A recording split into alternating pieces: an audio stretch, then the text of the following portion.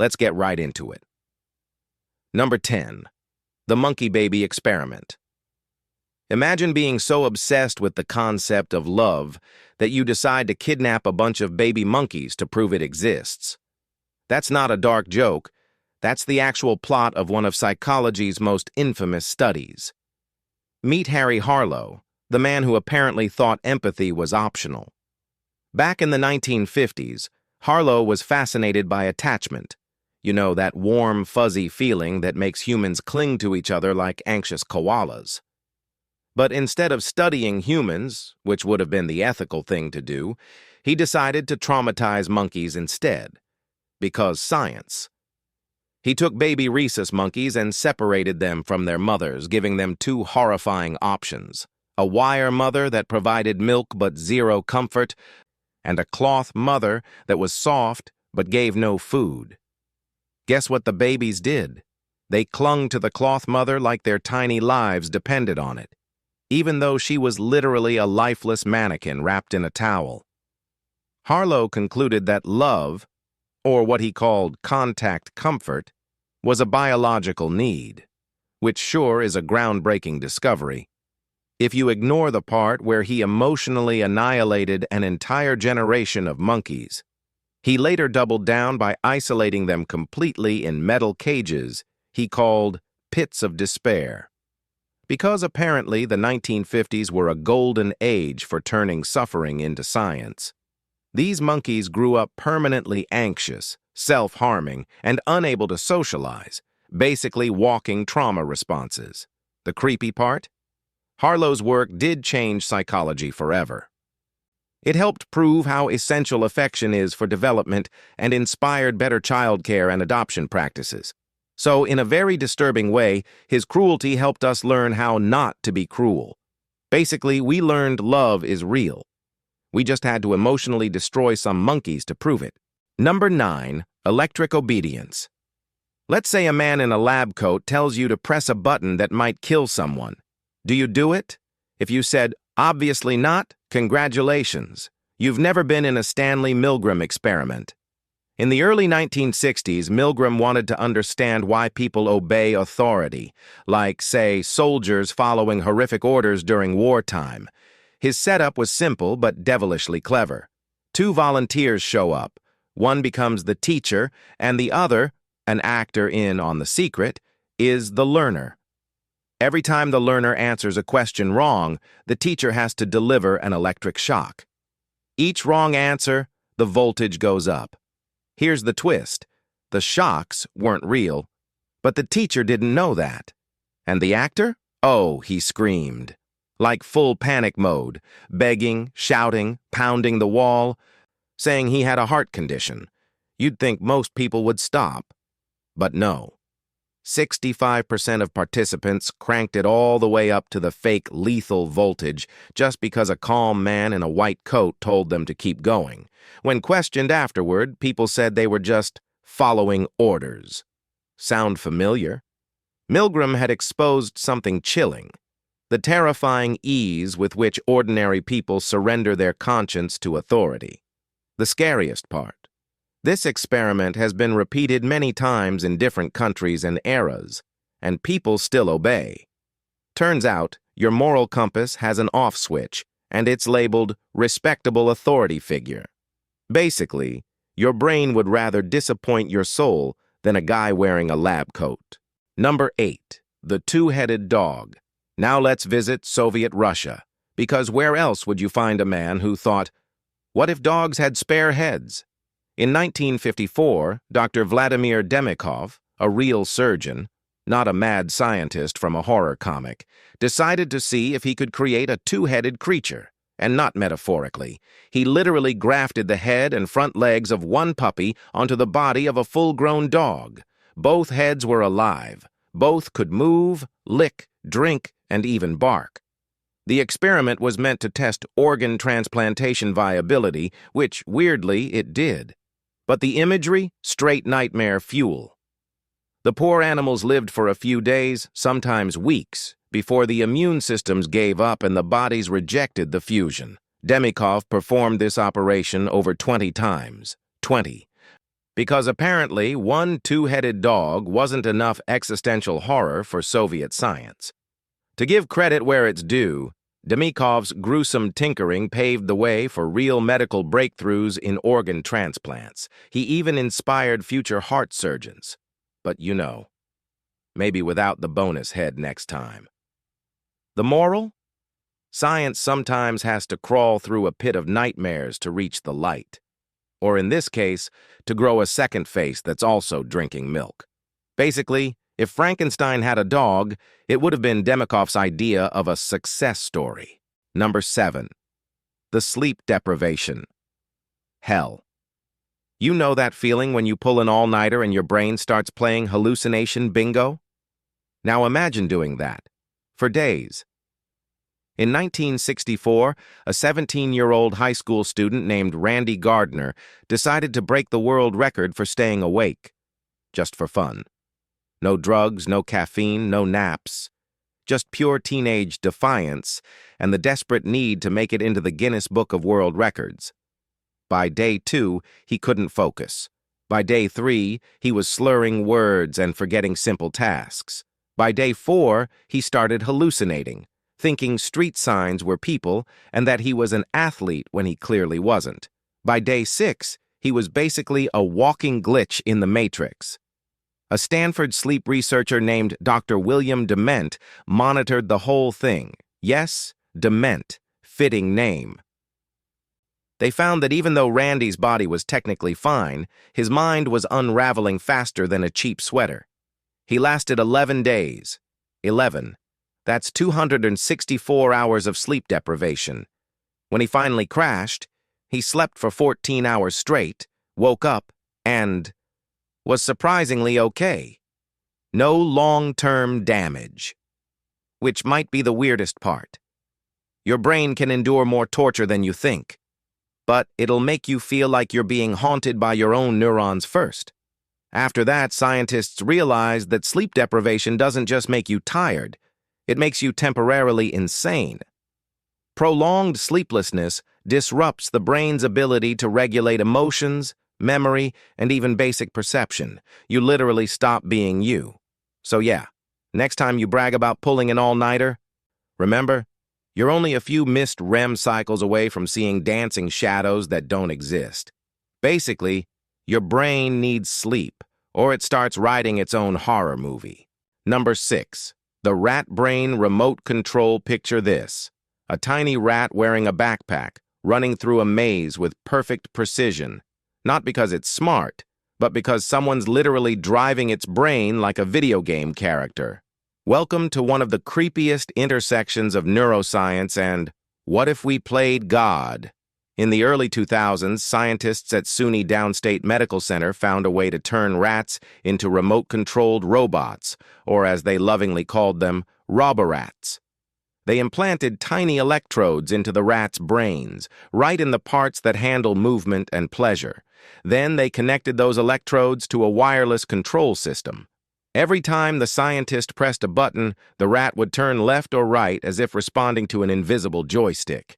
And when it followed commands correctly, it got a little dopamine zap, the brain's good job buddy chemical. The rat wasn't just moving, it wanted to obey. It was trained to feel pleasure for being controlled. Think about that. The animal had no clue it wasn't making its own decisions. It thought it was choosing to go left, but really it was just a puppet of positive reinforcement. Creepy? Definitely. But this wasn't just mad science for fun. It was a proof of concept for brain-machine interfaces, the same kind of tech that could help humans control prosthetic limbs or restore movement after paralysis. Still, it raises one terrifying philosophical question. If your brain's reward system can be hacked, how do you know your decisions are really yours?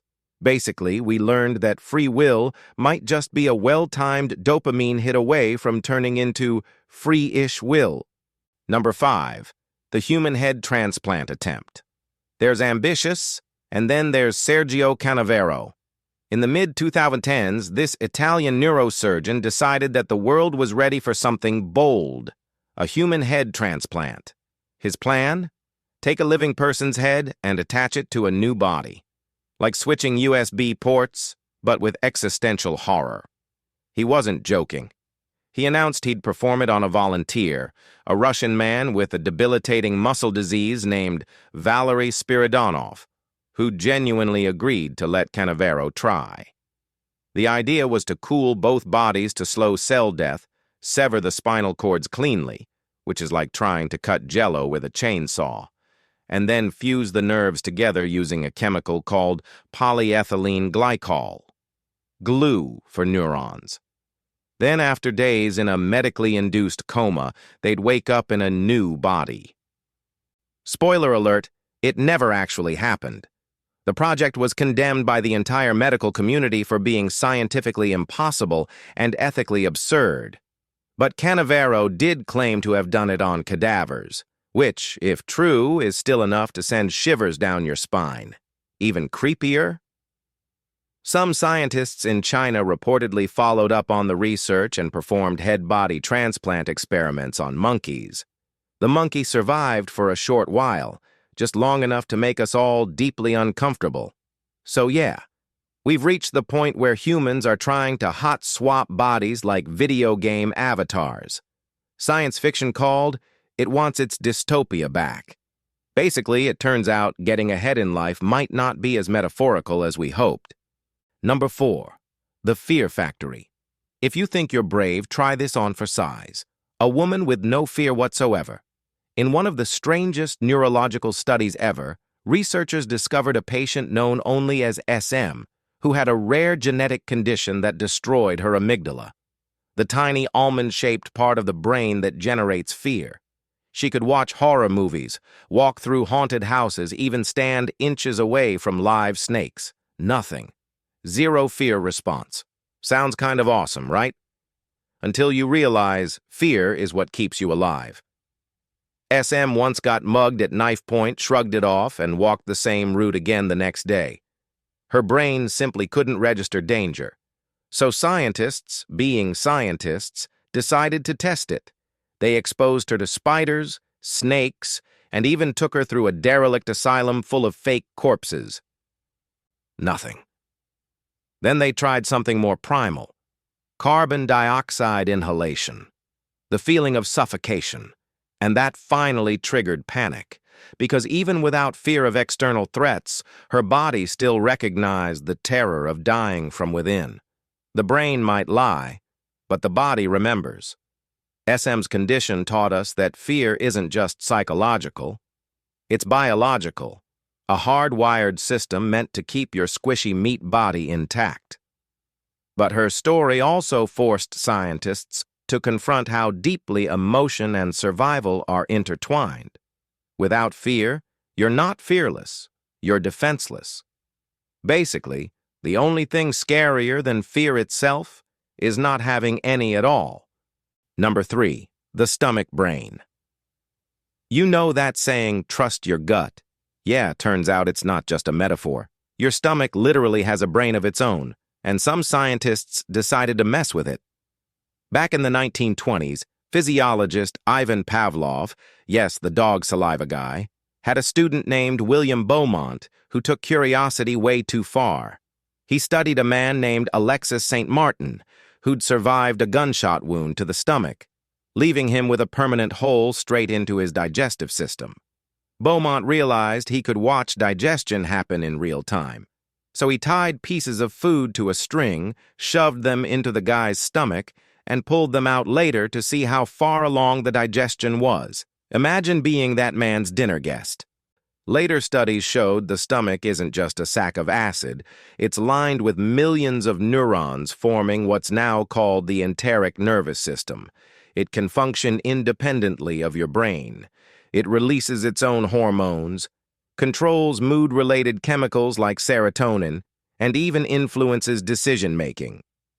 So yes, when your gut says something feels off, it's not just poetic nonsense. It's your literal second brain talking. Creepy, right? You might think you're in charge, but half your emotions start in a slimy, acid-filled tube that doesn't even ask permission. Basically, you're just a very sophisticated puppet controlled by your digestive tract. And it's hangry. Number 2, the corpse reanimation experiments.